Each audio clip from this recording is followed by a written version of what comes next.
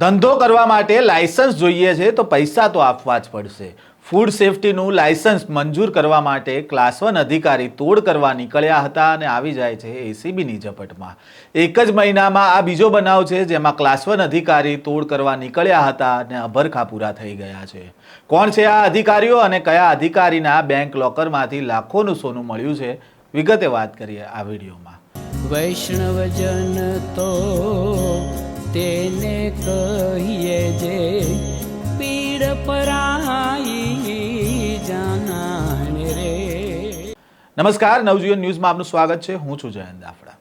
અનેકવાર તમને સરકારી કચેરીના અનુભવ થયા હશે કે કોઈ કામ માટે તમે જાઓ અને અનેક ધક્કા ખાઈને પગના ચપ્પલ ઘસી નાખો, પણ જ્યારે તમે ખિસ્સામાં હાથ નાખો એટલે ગણતરીની મિનિટમાં જ કામ થવા લાગે અને આવા જ લાંચિયા અધિકારીઓ સામે એસીબી સકંજો કસી રહી છે। ત્યારે આ વખતે એસીબીના દર્શન થઈ ગયા છે એક ક્લાસ 1 અધિકારીને।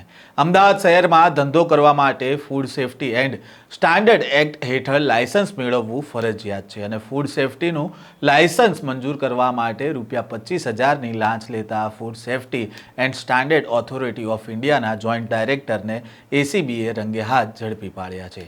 સીજી રોડ પરના એક ઓફિસ ખાતે એસીબીએ ફરિયાદી સાથે રહીને છટકું ગોઠવ્યું હતું અને એસીબીએ આ મામલે વધુ તપાસ પણ હવે હાથ ધરી છે। અમદાવાદ શહેરમાં ધંધો કરવા માટે food safety and standard act હેઠળ લાયસન્સ મેળવવું ફરજિયાત છે અને ફૂડ સેફ્ટીનું લાયસન્સ મંજૂર કરવા માટે આ લાંચિયા અધિકારીએ 25,000ની લાંચ માંગી હતી અને એસીબીના હાથે ઝડપાઈ ગયા। સીજી રોડ પરની એક ઓફિસ ખાતે એસીબીએ ફરિયાદી સાથે રહીને છટકું ગોઠવ્યું હતું અને આ મામલે જ્યારે 25,000ની લાંચ ક્લાસ 1 અધિકારી લેવા ગયા ત્યારે તેને ઝડપી પાડ્યા।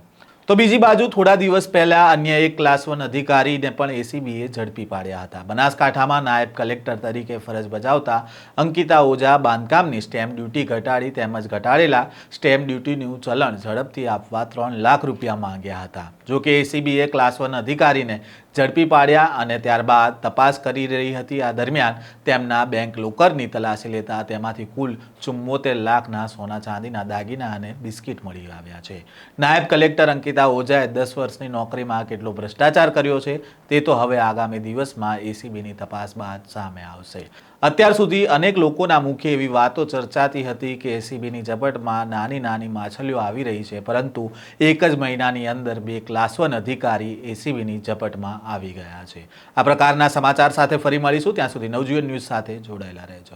વૈષ્ણવજન તો તેને કહીએ જે પીડ પરાઈ